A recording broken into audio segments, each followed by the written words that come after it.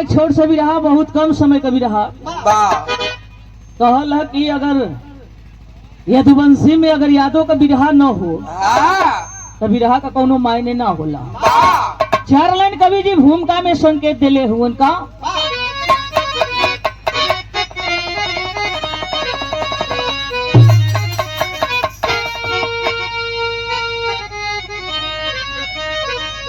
तू घबरा मत, ओके हम रिबन में ले लेते, खाली तू हथवा रख के छुआई। हाँ, खाली अंगुरिया वही पर रखले रह। कांटों में जीवन गुलाबों का होता, मगर गम भुला कर सदा खिलखिलाते। संघर्ष के साए में वीर पलते, मिट जाते हैं लेकिन सर ना झुकाते। भले ही उजड़ जाए जीवन की दुनिया, अरे मगर मर्द धीरज को खोते नहीं है। शान सुरमा भी योगी बचाते सदा, गैरों के सामने झुक कर रोते नहीं।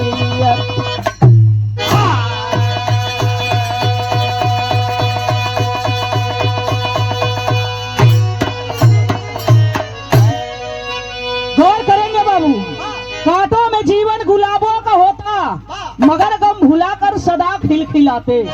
संघर्ष के साए में वीर पलते, मिट जाते हैं लेकिन सर ना झुकाते। भले ही उजड़ जाए जीवन की दुनिया, मगर मर्द धीरज को खोते नहीं है।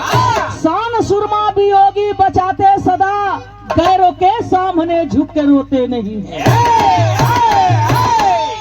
गुलाब जेके कहला बड़ी प्यार से खिलेला, और गुलाब सबके पसंद है, प्यार से खिलाला, लेकिन वो गुलाब के पंखुड़ी के नीचे भी काटा, पंखुड़ी के ऊपर भी काटा। तोड़त के समय हाथ में चुभ जाला, लेकिन गुलाब फूलला तो काटे में।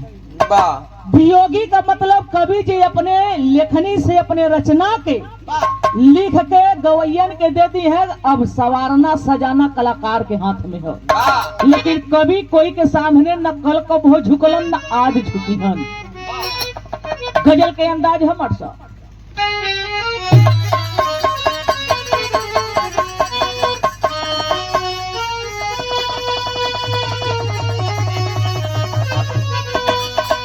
यूं गजल हो।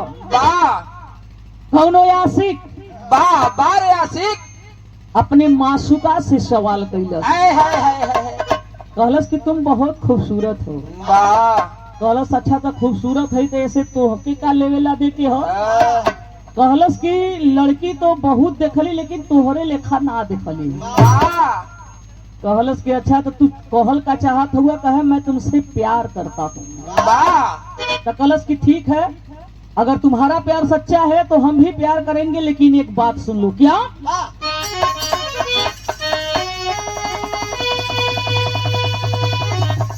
यह कहलो कि मैं नाज हुस्न हूँ, तू मेरा यह तराम करो।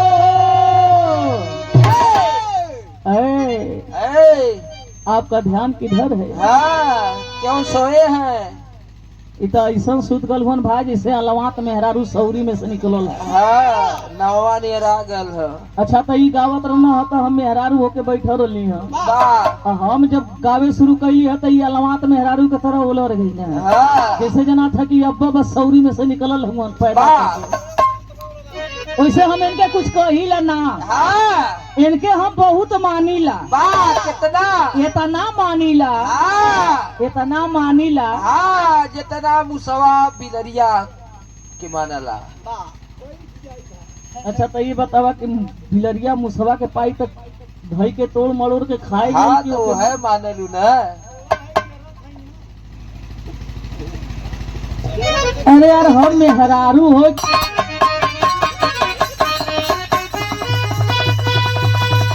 कि मैं नाज हुस्न हूँ, तू मेरा यह तराम करो। जवानी नाम है मेरा, मुझे सलाम करो। जवानी नाम है मेरा, मुझे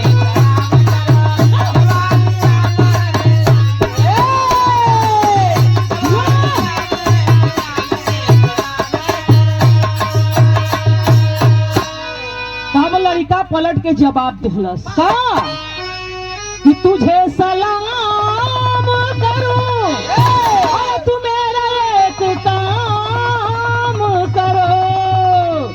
अरे अपनी मस्त जवानी हमारे नाम करो, ये अपनी मस्त जवानी हमारे नाम करो, ये अपनी मस्त जवानी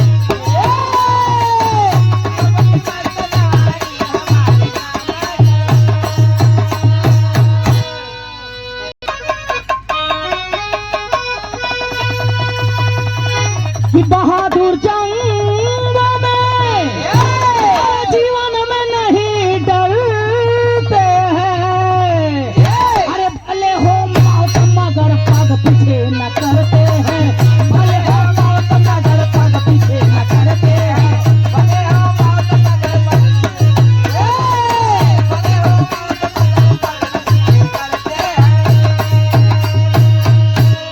बहादुर जंगों में जीवन में नहीं डरते हैं, भले हो मौत मगर पग पीछे न करते हैं।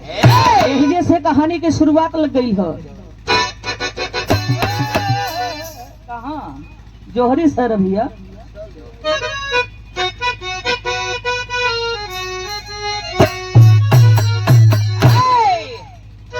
पहला वही लेवल पर आवत हुआ।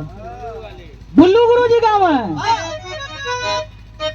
सर उठा के जीना मुश्किल, सर उठा के जीना मुश्किल, कर दिए थे गौरव कामी, कर दिए थे गौरव कामी, बहु बेटियों की इज्जत की करते रहे दिलानी। आवाज उठाता जो भी, आवाज उठाता जो भी, कर सर कलम कमीना, क्रांति के कुंड में चून चून जलते थे लाल नगीना।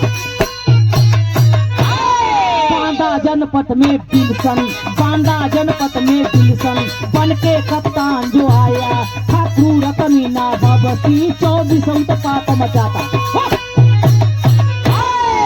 लेकिन तनी से यही के उठा दिया। गौर करिए ने पंचो, जब अंग्रेजी शासन चलत रहल हमारे गांव से बहन बेटी का निकलल दुसुगार हो गया। एक हडसन नाम का कप्तान आइल हो, बादा जनपद में एकदम आतंक मचा के रखले हो। हमारे गांव का सुंदर बहन बेटी देखे तो हबस के शिकार बना ले जाके डेरा पर पंचो हबस का मिटेबे करे, लेकिन नामो निशान तक मिटा दे कि केहू का एक ठे हड्डी का ठठरी न बचे। लेकिन आगे का लाइन देखा करत कहत नहीं उठाई गई।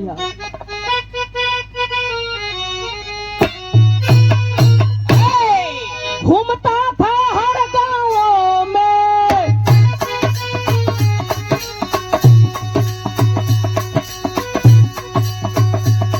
चूचू लड़की उठवाता, करता विरोध जो उसका,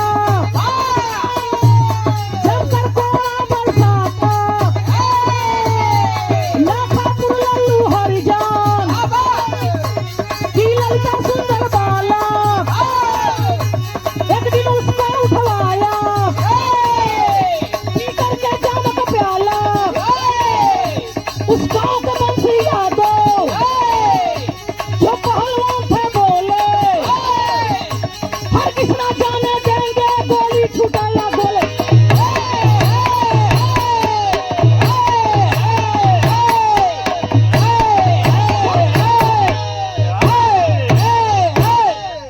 गौर करी हने पंचो, जाम के नशे में हो के जब गली से गुजरा सुंदर बहन बेटी के देखे हवस के शिकार बना ले। एक दिन का बात लाखापुर गांव में पहुंचल हो। वही लाखापुर गांव का रहे वाला लल्लू हरिजन एक बिटिया बा बड़ी सुघर बा, जौने बिटिया का नाम ये पंचो ललिता बतावल गई। बड़ा सुघर बिटिया बा। एक दिन सखीन के साथ में लई के घड़ीला कुआं पर पानी लेवे पहुंचल बा। और जब वहाँ पहुंचल बा, जे वही घड़ीला का पानी उठाई के कढ़ियाई पर रखले सन, जाय के अंग्रेज हरसर कलाई के पकड़ लेलस। जब पकड़ लेलस कलाई के, आए पंचो आंख से आंसू चले लगल, थर थर शरीर कांप गई, टंगरी कांपे लगल। कहे छोड़ दे पापी मेरा हाथ, छोड़ दे पापी मेरा हाथ।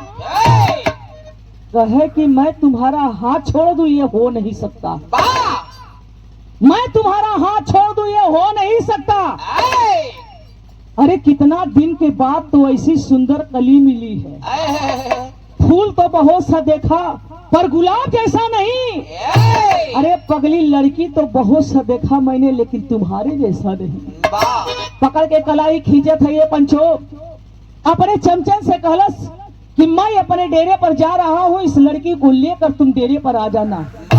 वो तो चल गए, लेकिन जब चमचवा पकड़ के कलाई खींचे लगल, लड़की बचाओ बचाओ की आवाज देले हो, वही गांव का रहे वाला बंसी यादव पहलवान जाय के ये पंचो ठोकले हुए पुट्ठा कलन। रे पापी, अरे डब्बा का दूध पी के गोर श्याम वाले रखिया निकाल ले, छोड़ दे लड़किया के, छोड़ दे लड़किया के, नहीं तो जिंदगिया हाथ ले। कहे तुम कौन हो?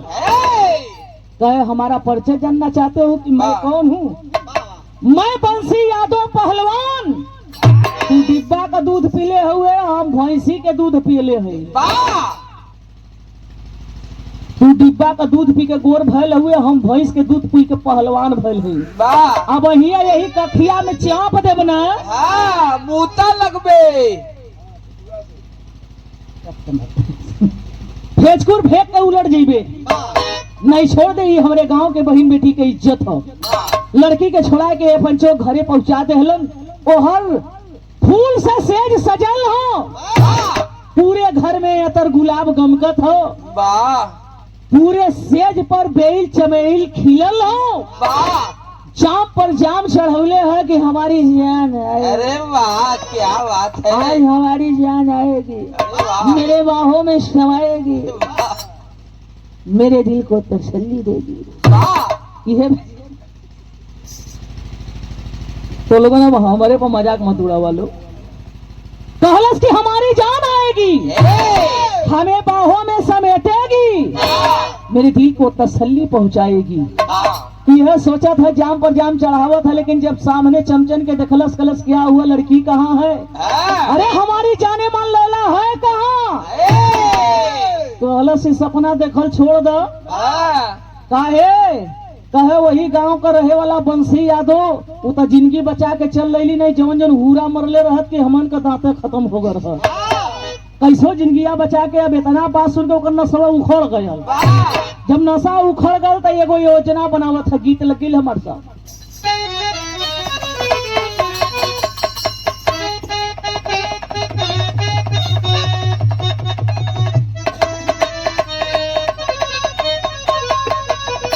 देखा स्वर्गीय रामदेव गुरु जी गावे, कौनो पियक्कड़ मेहरारू का मनसेधु, पियक्कड़ मनसेधु का मेहरारू। आज कुछ उल्टा होता, दोनों हथवा में पकड़ा दे वो बम्बुआ, तो ये दिल दिमकवा उरी खत्म हो गई। आई जन नरगो दबाता मेहरारू समझावत मनसेधु के, कहले कि पियल छोड़ देना, जिंदगी से हाथ धो जीवो। कैसे?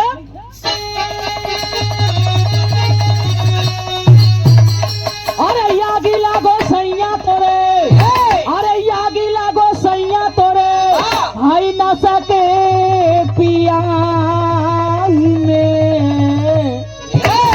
अरे ये तनी दर्द होले, अरे ये तनी दर्द होले, भाई हमारी कलाई में ये तनी दर्द होले।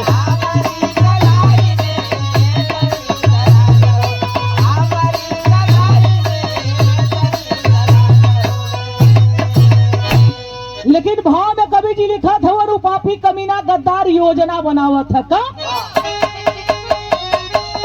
अरे सुन के विरोध पापी, अरे सुन के विरोध पापी, आई गयल गारमाई हो। अब बंसी यादों पे, अरे बंसी यादों पे दिहलस पहरा लगाई हो, बंसी यादों पे।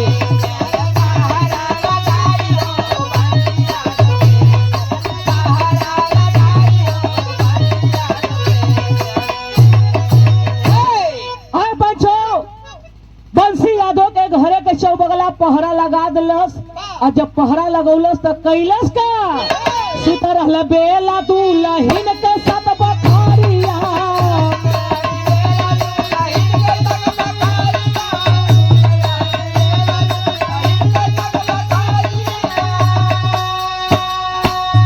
पथरी में यागिया लगाउल सत्याचारिया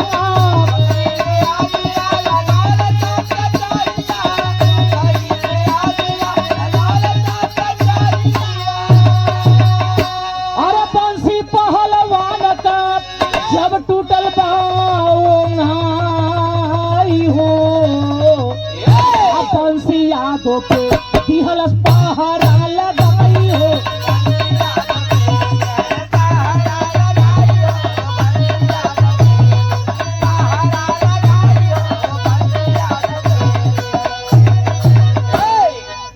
बंसी यादव अपने बेला दुल्हन के लेके पंचो रात का समय हो सुतल हुवन चौबगला यागी लगा देहलस जब चौबगला यागी धू धू करके जरे लगल बंसी पहलवान का जब नींद खुलल हो तो करत का हुवन गीत लगल मासा वह गीत हो कौनो मेहरारू का मन से धू जंगर चोर रहा आ जंगर चोर का रहा नाही जैसे ही उंगाट का नौकरी करत हुआ वैसे वो हुंगाटा का नौकरी करे मेहरारू का बतावा हुंगाट का नौकरी कैले कह दिना चलिए अब हम जौन कहत ही उहे करब का कहल इहे कहल कि चला राजा मय के अरे चला राजा मय के नौकरिया लागवाई देही चला राजा मय के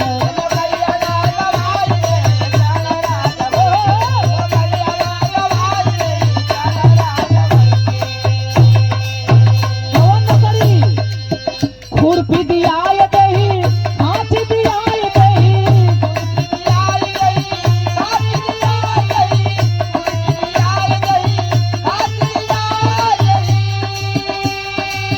कहो करे न आवत करके बताई देही का कह के घास घास कह के बता देही बारे घा कहो अगर करे न आवत तो कह के बताई देही जानत हमन सेधु का कहो ना कहो ना कि चाकू इतना तेज हो कि चाहे खरबूजा चाकू पर गिरे चाहे चाकू खरबूजा पर गिरे कटी खरबूजवे तो मेहररुआ का करे लायक हकी कह के दिखाई चाहे नीचे रहे चाहे ऊपर रहे जाई वाह भाव लिखल गया कैसे अच्छा तो ये लोगों के चक्कर में पड़त हुआ ये लोगन के विषय में इन लोगन का स्थिति दोनों जने का ना जानत हुआ कि ये लोगन का स्थिति इस समय घरे का पोजीशन है अब बता दे तो कहीं घर चले लगे हम कुल ये लोगन तो कहीं कि तू हमारे हर जगह बेइज्जती करे नहीं तू कही दे अरे बंसी सोच सर पे मऊतिया सवार बा बंसी सोच सर पे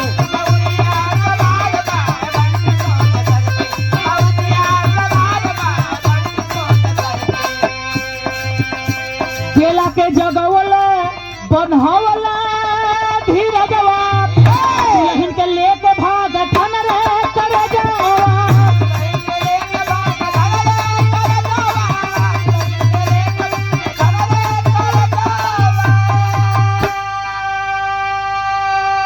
नींद खुलल हो बेला दुल्हन के जगौलन कहलन कि ए बेला आए बेला उठा नहीं दोनों जने यही में जेर के मर जाइए और जब बेला का नींद खुलल है ये पंचो बेला दुल्हन के लेके राती रात गांव छोड़ के फरार भइल हुवन भागत भागत ये पंचो जब नदी के किछारे अइलन और जब नदी के किछारे अइलन जंगल झाड़ लगल हो बबुरहनी लगल हो आय के ये पंचो वही बबुरहनी में लुकाए गइलन और जब लुकाए गइलन ये पंचो झरझर झरझर बेला रोवत हइन बंसी पहलवान रोवत हुवन और रोता रोत एक बात अपने मेहरारू के समझावत हुवन कैसे विदेशिया के लई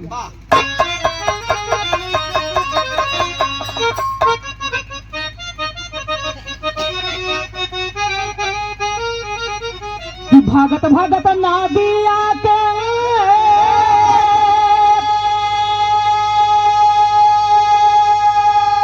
अरे तीरे दोनों प्राणी अरे दुल्हन से बोले कई के बजर का छतिया कहे जब जब धराई मरी है अरे जाना से मुदैया हो अरे राणा बनले से नीक सुना मोर जुगतिया। बेला दुल्हन के समझावत हुन कि ये बेला अगर दोनों जने धरा जाल जाए तो पापी कमीना गतार दोनों जने के एक संघवे खत्म कर दिहन। तो ऐसा करा कि हम नदी पार करके भाग जाते तू यही झाड़ में छिपल रहा।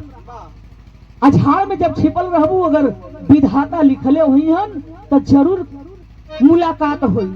आए पंचो ये देखे विधि का विधान बेला के 8वां लड़का पैदा होए के हो भाग दौड़ में ओहर बंसी पहलवान नदी पार करके भाग गईला नेहर झाड़ के अंदर ये पंचो बेला के 8वां लड़का पैदा भयल हो। और जब लड़का पैदा भयल है लई के गोदिया में रोवत ही ने पंचो सुसुक सुसुक के न कोई आगे न कोई पीछे भगवान की आराधना करत हईन। तब तक भगवान सुन लेहलन होत का है गीत हमर सब।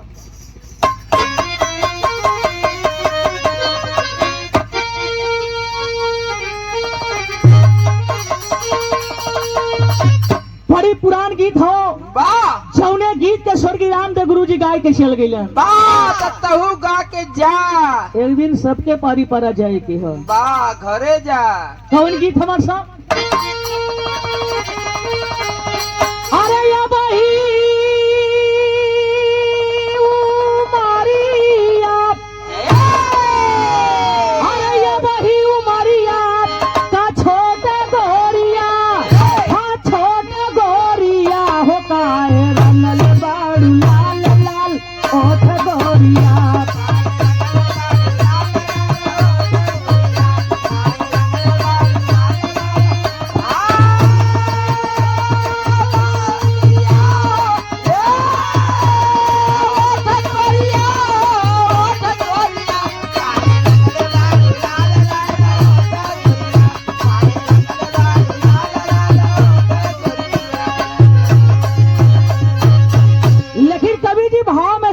करत हुन कैसे अरे बिगड़ बनावले अरे बिगड़ बनावले हाय काम जाग में हाँ काम जाग में हो जे करके नाही होला वो कर राम जग में।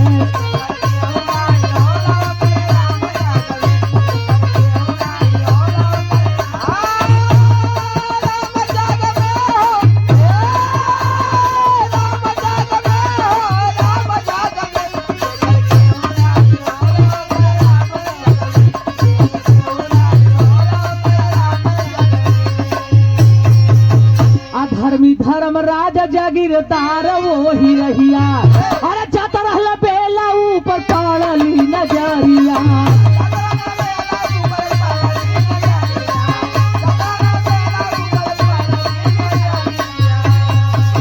अरे प्याथा सुन बहिन का अरे प्याथा सुन बहिन का ले गए धाम जागा में हो ले गए धाम जागा में हो जे करके हूँ नहीं होला वो कर राम जग में।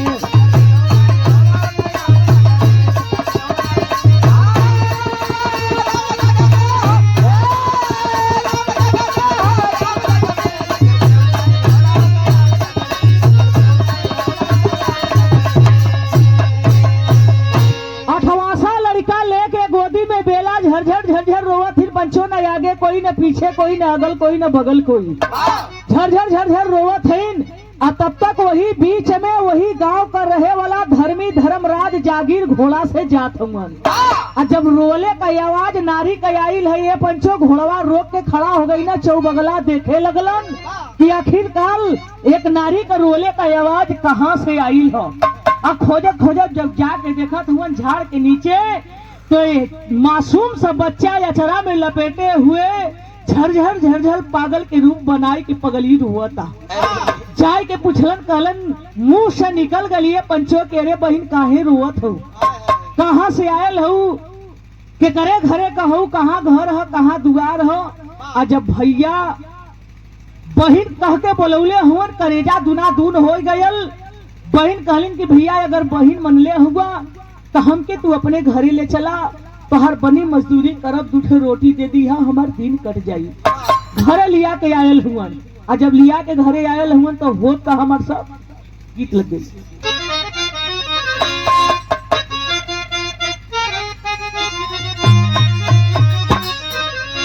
अरे हमारा पैजे हमारा पैजे बर्रा जहीरा जड़ा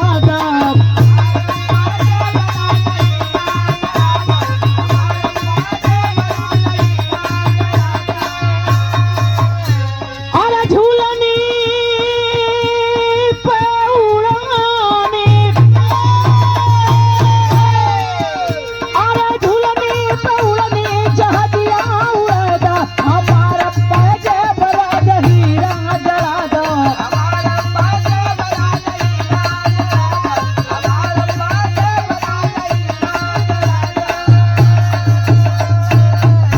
लेकिन कवि जी भाव में लिखत हुवन जौने समय बेला बहिन के लेके घरे गयल हुवन ये पंचो धर्मी धर्मराज के मेहरारू नहवाई धुआई के नीमन कपड़ा पहनाई के भर पेट भोजन देले बड़ी। धीरे धीरे दिन बीते लगल, लड़का का उम्र बढ़े लगल। आ कैसे बढ़े लगल?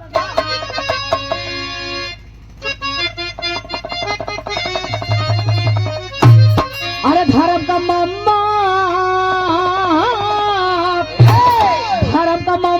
धर्मी नैया चलावे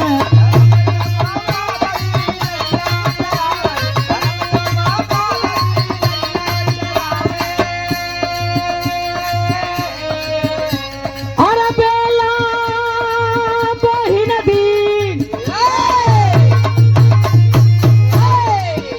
अरे बेला बहिन दी न लगली बितावे धर्म का मम्मा धर्मी नैया चलावे।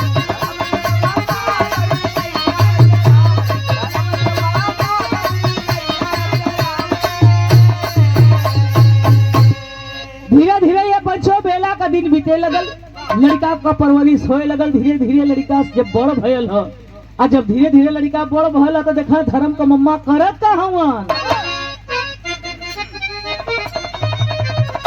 कि धीरे धीरे बड़ भइल बाला ललनावा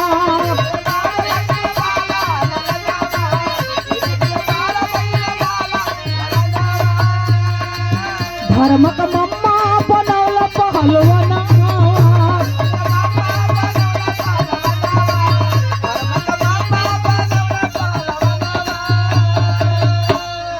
अरे भैने के दूध घी अरे भैने के दूध घीवा जबरी खिलावे धर्म का मम्मा धर्मी नैया चलावे।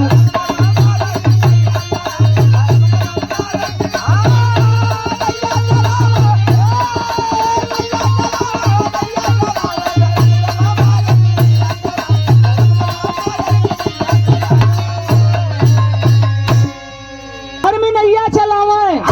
धीरे धीरे लड़का का उम्र जब बढ़े लगल, लड़का का उम्र का रखायल बाला बाला नाम तो रखायल। लेकिन धर्मी धर्मराज काजू किशमिश बादाम घी ले आई के गाज देना उनके मन में विचार रहल कि हम ये लड़का के पहलवान बनाई। पहलवान बनावे खातिर ये पंचो जहाँ जहाँ अखाड़े पर पहलवानी हो वहाँ वहाँ लेके जाए। ऐसे ही जब जब जब दांव पेच का कुछ जानकारी भयल तो वो लड़का बाला पहलवान के नाम से चर्चित भइल। जब बाला पहलवान के नाम से चर्चित भइल ये पंचो तो देखा एक दिन का बाद अखाड़े में पहलवानी होत हो। और जब पहलवानी होत है तो वही पहुंचत के है चोलेरिया लग गई है।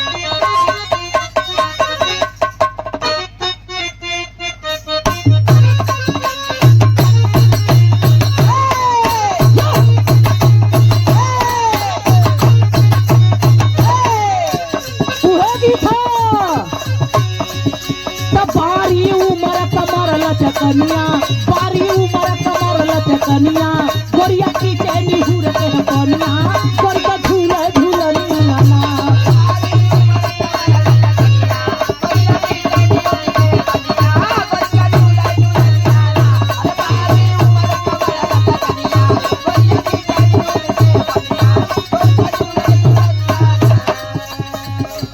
भाव में लिखल गयल तब भैले कुश्ती कला के माहिर भैले कुश्ती कला के माहिर पहलवान हो ललनवा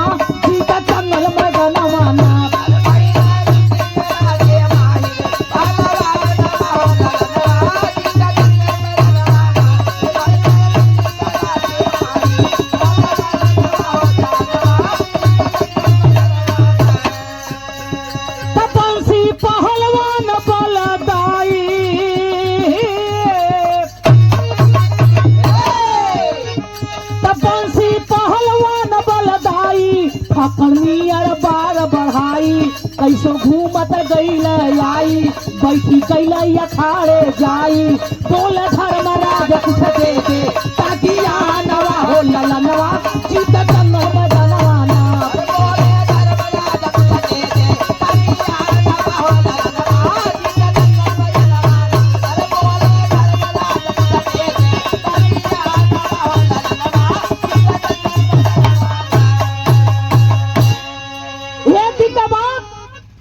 अखाड़े में कुश्ती होत हो एक तरफ बाला पहलवान एक तरफ दूसर पहलवान दोनों पहलवानन में पंचो कुश्ती होत हो वही बीच में बंसी यादव पहलवान बड़े बड़े दाढ़ी हो बड़े बड़े बार हो बड़े बड़े नाखून हो फटहा कपड़ा हो करिया भुजंग आई के वही एक ओरी बैठ के सारी दांव पेच के बड़ी नजर से देखा भगवान सबकर नजर सबके ओरी हो लेकिन धर्मी धर्मराज का नजर वो बंसी पहलवान के ओरी हो सोचत हवन कि अपने जमाने का जरूर पहलवान हवन यही से इतना नजर गड़ाई के दाव पेच देखत हवन जाय के पांव पकड़ लहलन कहलन कि बाबा एक ठे हमार बतिया मान जा हमरे पल्ले एक ठे भैने हो बाला पहलवान हुए भैने हो हम चाहत है कि ये भैने के सर पे आशीर्वाद का हाथ रख दा जब इतना बात सुन ले हुन तो देखे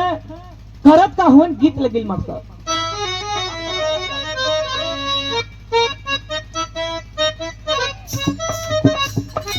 वह गीत हो कौनो लड़की अपने माई से नंगाई गई हो कहे गौना का दिन धराई है कलश की ए माई ए माई हम गौना ना जाई कहे बाछी कहे ना जइबू हम बताओ तनी न कहे न जाई माई कहे ना जेबू भैया कहे सुना माई एगो बात हमार का कि हम गवनवा नहीं जा काहे नई नई पीता लगल यही रनावा नई नई पीता लगल यही रनावा हम गवनवा नहीं जा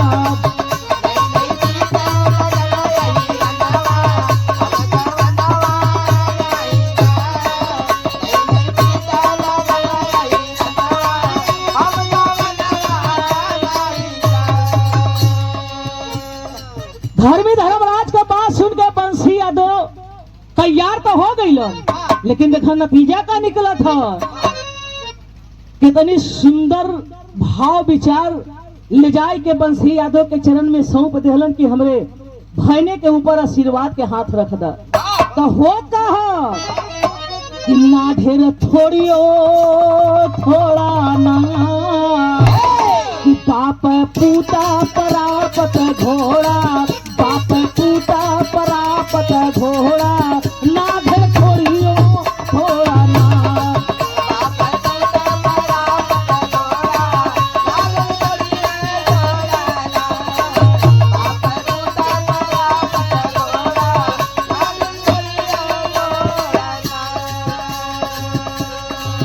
बाला बंसी से हाथ मिलौला बाला के हाथ लगवल ना दाव काटा न एको छोड़ा दाव काटा न एको छोड़ा नाथ छोड़ियो छोड़ा ना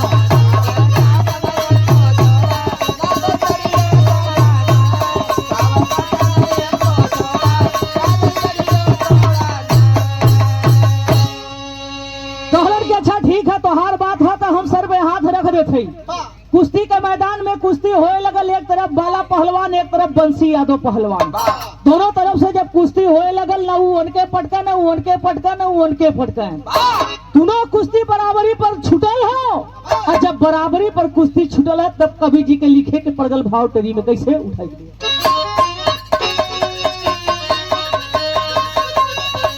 अरे हीरा के बस पहचान जोहरी अरे हीरा के बस पहचान जोहरी तो जन्म में बांस के जड़ में बांस जमाना जाना हो जाना हो जाना जन्म बांस के जड़ में बांस जमाना जाना हीरा के बस पहचान जोहरी बांस के कोठी में बांसे होला बैर अमृत ना होला तो हो कहा मन में छलक प्रीत भाली भले यादमी निहारी बोल धर्म बिचारी फलदार बतिया प्रेम राखा मोरे भाई ना तू कराया जुदाई मेरा दिल लगाई दिलदार बतिया क्षमा गुरु एक पद ताज लेके रखला हमसे करवावारी आज गहरदार बतिया ठीक है कह के होना हार घर से भैया तैया ठीक है कह के होना हार घर से भैया तैया कल नहीं आया पार जानदार बतिया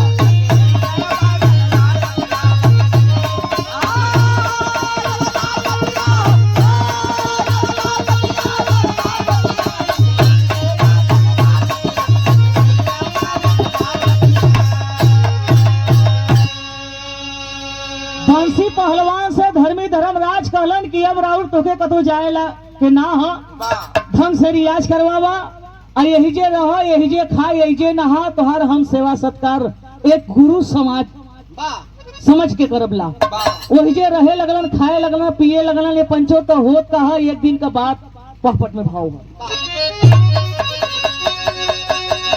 अरे गुरु शिष्य का बंध गईला बंधनावा प्रेम अनोखा बा अरे गुरु शिष्य का बंध गईला बंधनावा प्रेम अनोखा बा आ चेला पे गुरु का लगन पियनवा प्रेम अनोखा बा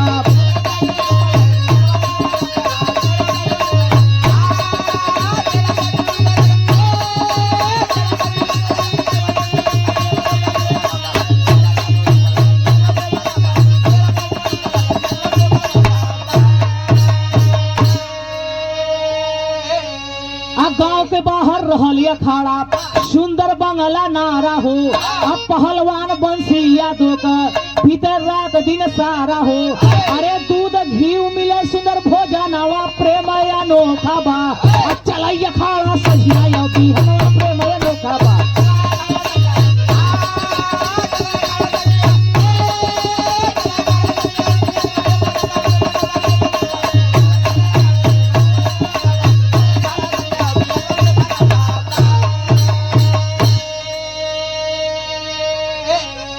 शिष्य का बंधन बांध गल हाथे में नारा रक्षा बांध देहलन असाध सवेरे अखाड़ा चले लगल गांव के बाहर धर्मी धर्मराज का सुंदर बंगला रहल और बंगला के अंदर नारा कुआं सब कुछ रहल खाए पिए का व्यवस्था रहल वही बंगला पर बंसी पहलवान रहे लगलन दूध घी काजू किशमिश बादाम सब रखाई गयल वही ढियन खाए पिए सुता संध्या सवेरे अखाड़ा चले लगल एक दिन पूरे गांव का लोग अपने में सलाह कैलन कि हर रोज नाग पंचमी के दूसरे का कुश्ती होला लेकिन अब की पारी कुश्ती केकर हुई ऐलान होता आल्हा के अंदर का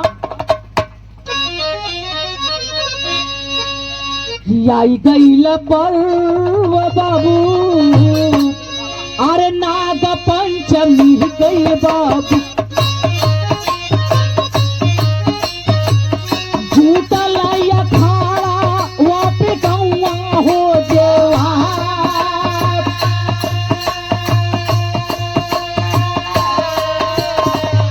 भयल पूजा पाठ हो काल पर सदिये पंचो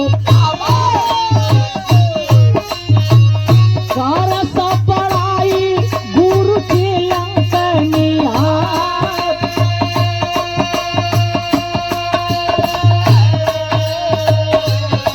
लोग कुश्ती गुरु चेला का दिखाई पंचो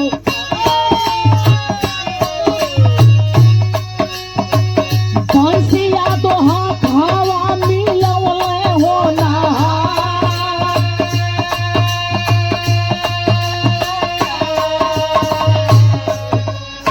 इहे लोग ऐलान कैले होन कि आज हर नाग पंचमी के कुश्ती दूसरे का हम देखा था लेकिन आज नाग पंचमी के दिन कुश्ती खाली गुरु चेला में हुई और जब गुरु चेला का कुश्ती का ऐलान हो गल ये पंचो गुरु चेला का कुश्ती चले लगल और जब चले लगल ये पंचो तो बराबरी पर कुश्ती छूटल हो और जब कुश्ती छूटल हो तो धर्मी धर्मराज कहत हुआ का बोल धर्म सदर में आ जाकर कैसे कि बोल धर्मराज बंसी यादों से बचनिया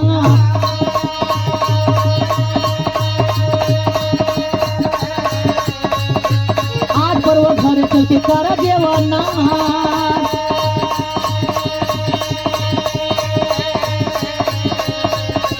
पथरी में प्रेम से कराओ के भोजनिया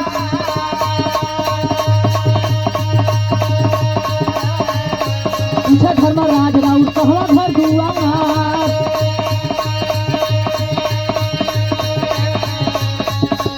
आंसुओं से भर गई बंसी का नजरिया खरी में जब प्रेम से भोजन करावे लगलन धर्मराज बंसी यादव से सवाल कइलन कि ई बतावा कि तोहर कहाँ घर है कहाँ दुआर है कहाँ का रहे वाला हुआ का तोहर नाम हो इतना बात जब सुनले हुआ ये पंचो अपने जीवन का सारी दास्तान उघाड़ देहलन और जब जीवन का सारी बात बता देहलन बंसी यादव का मेहरारू बेला केवाड़ी के पीछे से सारी बात के सुनत हिन झरझर झरझर रोवत हिन और तब तक नजर पड़ गयल बेटवा का और जब बाला बेटवा का नजर पड़ल है जाई के पूछ बैठलन कि माई काहे रोवत हो कहे नहीं बचवा रोवत ना है कहे माई तू रोवत हो हमसे झूठ बोलत हो का बात हो तो देखा बेला बतावत हिन कैसे खड़ी में कहना हो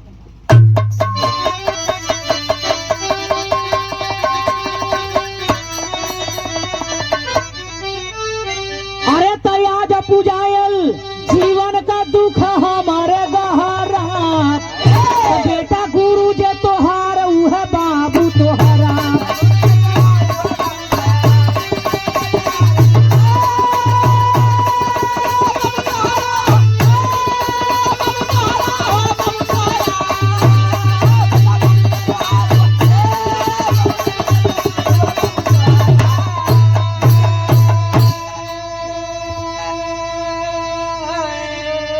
अरे इतना सुन के बाला भी अब आक हो ही गई ने अरे धर्म का मम्मा धर्मराज सुन के यही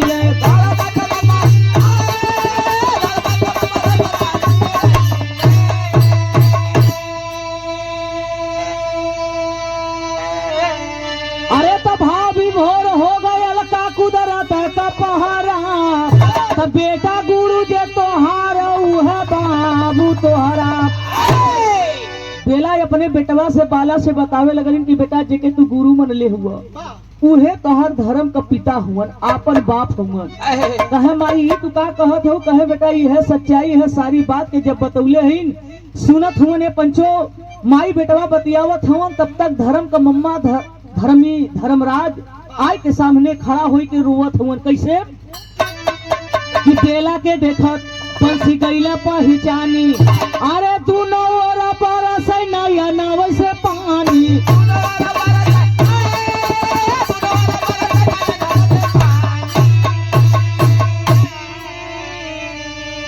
अरे झट से बिखर गयल जीवन का सारा दुख तो बेटा गुरु जे तोहार उह बाबू तोहरा बंसी यादव जब अपने दुल्हन बेला के देखले हुवन झट से पहचान गए हुवन सामने सामना खड़ा हुवन झरझर आंख से आंसू चलत हो बाप बेटवा और मेहरारू करल में गल मिला के रोए लगल ने पंचो तब देखा धर्मराज का पीठा कैसे पसीजत है कैसे अद्भुत मिलन पे धर्मराज दिल निसारी अरे जीवन पालन खातिर दे दिहले खेती बारी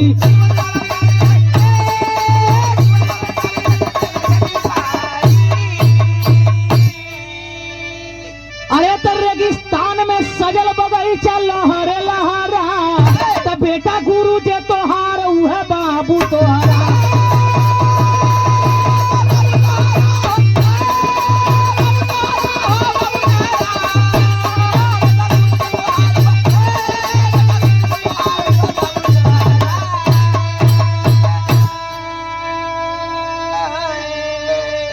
धर्म का धर्मी धर्मा मम्मा धर्म का धर्मी मम्मा धर्मराज कहलन कि अब तोहन लोगन के कतो जाए के ना हो हमरे तो भगवान को बाले बच्चा ना दिले हुए तोहन लोगन के लेके सगोल हुई ई खेती गृहस्थी घर दुआर बंगला गाड़ी हम लेके करब का?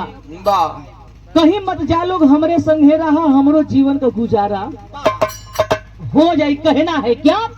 गुरु बिहारी, गुरु गणेश, गुरु रामलाल गुण गाए। अरे कवि चंद्रिका रामदेव बच्चन जी स्वर्ग में छाए।